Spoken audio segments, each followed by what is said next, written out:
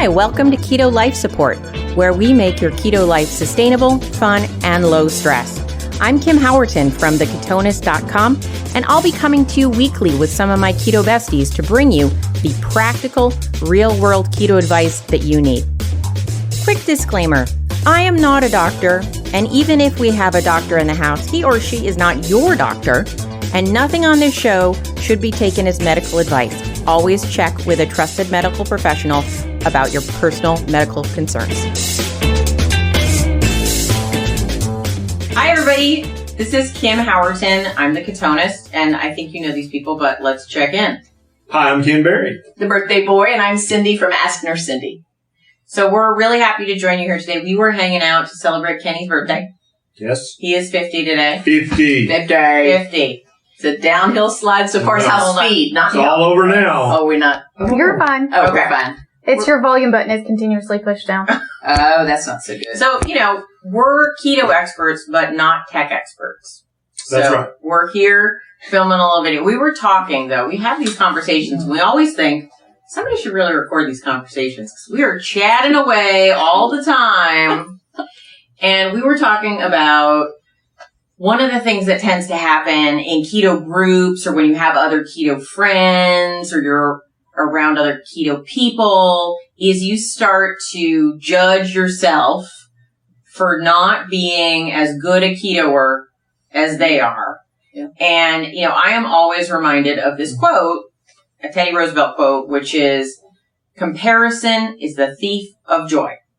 And I have to say amen to that, because it's Sunday, and I couldn't agree more. Yeah, I love that. And I don't know how much men do it, but women, I think we are So much. constantly, and especially with Facebook, where people really only just show the easy stuff or the good stuff, and it'll strip the joy right off of you. Because, people will come into these keto groups and they'll see somebody who's like, I lost 60 pounds in the last 60 days.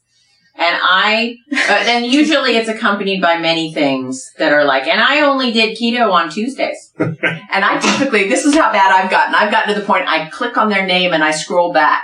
Now, some have really done well, not the 60 pounds in 60 days typically. And others I'm like, liar. Sorry, that pen's on fire. Yeah, a lot of people want to be impressive Right. to their new keto friends, and so they might fib a little bit. So first of all, you don't necessarily have to believe them when they say that, because that may be wishful thinking, firstly. And then secondly, even if it is true, try your best to be happy for them and remember that your journey is different from theirs.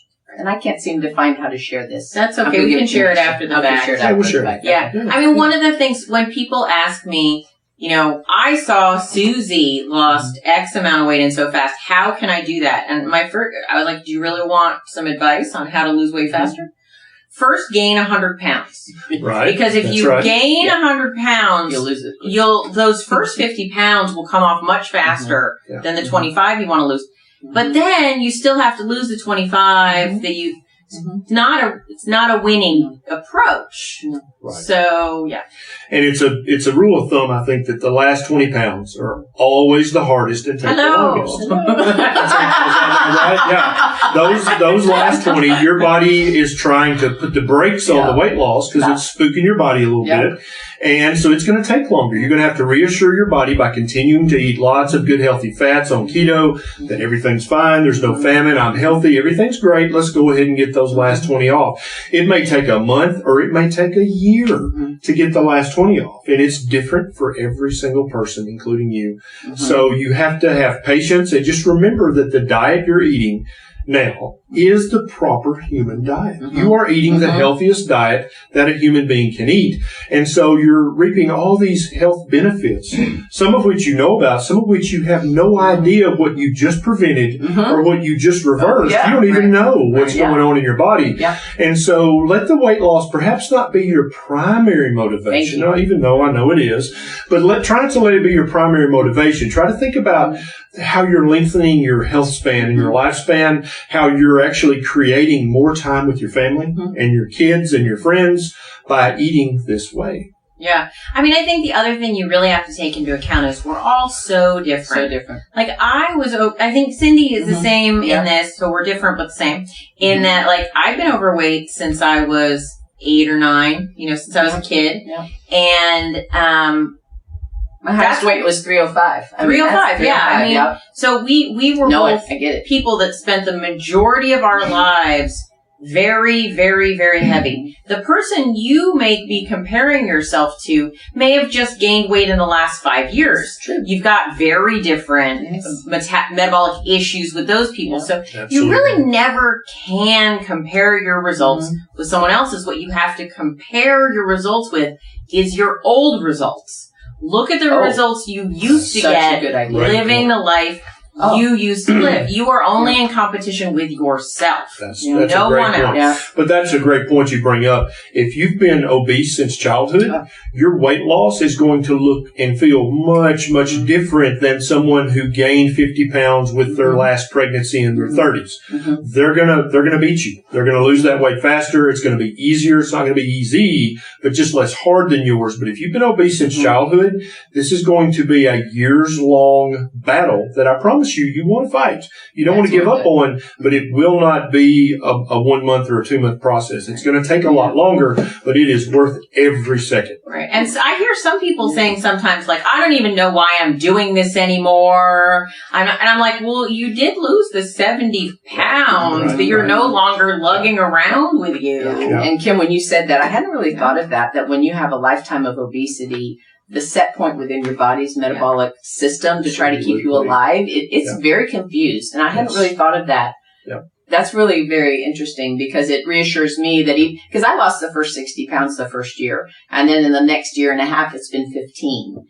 But I feel so much better. And I've studied enough about what the other benefits are to my system, to the inflammation and my longevity and my mental health and my mental clarity that I've been okay with it. I'm still wanting the last 20 off, but I had never thought of it. It's a brilliant point. It really is. Yeah. And another way to think about this is that human beings, by our nature, and you know, I love to study human nature.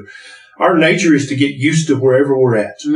Right? And so now that you've been keto and you've lost that 60 pounds and you've been at this lower weight for a year, now you're like, but I thought I was supposed to feel better every day. I thought every day was supposed to be amazing.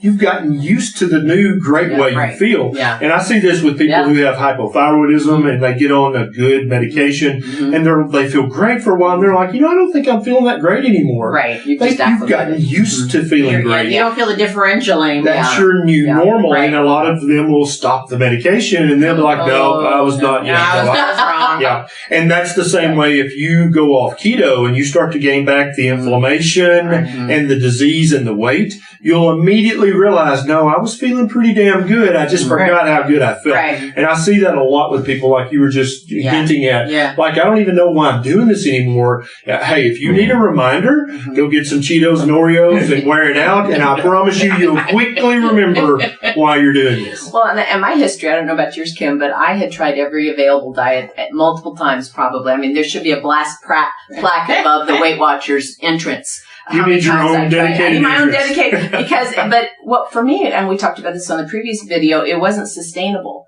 I was avoiding the protein, in fact, because there were too many points, and so I was eating carbs. And unbeknownst to me at the time, that fed an insulin response, and then my blood sugar would drop, and I'd feel compelled to eat again. Right. So for me, keto has been the only diet, truly, in 59 years that I've been able to actually sustain it. So that's a big win. Absolutely. Right. Absolutely. I started dieting around 9 and Weight Watchers member by 12 and, so it definitely had the same kind of issues. I wasn't as afraid of protein, I don't think. And I did, in fact, do a low carb diet as an adult. And so I was almost there. But the real difference was I hadn't fully embraced fat. I hadn't fully embraced that I was allowed to find a way of life as opposed to living on a diet. Yes. And so it wasn't until keto that I really was like, oh, this is totally sustainable. This is a way of life. And, I think one of the things that we don't talk about a lot is we get almost addicted to dieting. Right? Like, because we want the hope and the dream and the this starting on Monday and this 20 pounds in 5 days. It's like the female version of winning the lottery. Yeah. Well, there's a dopamine release with losing that 20 pounds in 2 weeks. Mm-hmm. Right. And just to settle into being like, oh, this is this is how you live. Right. Is a real paradigm shift for a lot of us. It is. So let's be very clear here. The Weight Watchers diet is not a sustainable diet. Not for me, it wasn't. Jenny Craig is not sustainable. The flexitarian diet is not sustainable. The Ornish diet, the DASH diet, the American Diabetes Association diet are not sustainable. The only diet that I've ever had patients lose weight and keep it off for sustained periods of time. And even when they go off the reservation and come back a year later and say, well, I gained some weight back. I'm like, how much did you lose? Oh, 60 pounds. How much have you gained back? 20.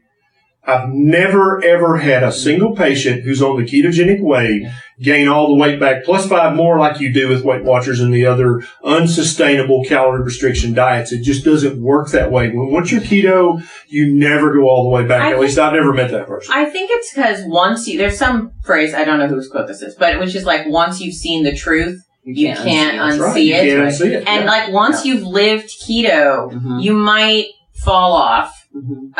But you're like, the keto thing. It's like Yeah. It's like Have you ever known a single person gain it all back that they lost with keto? No.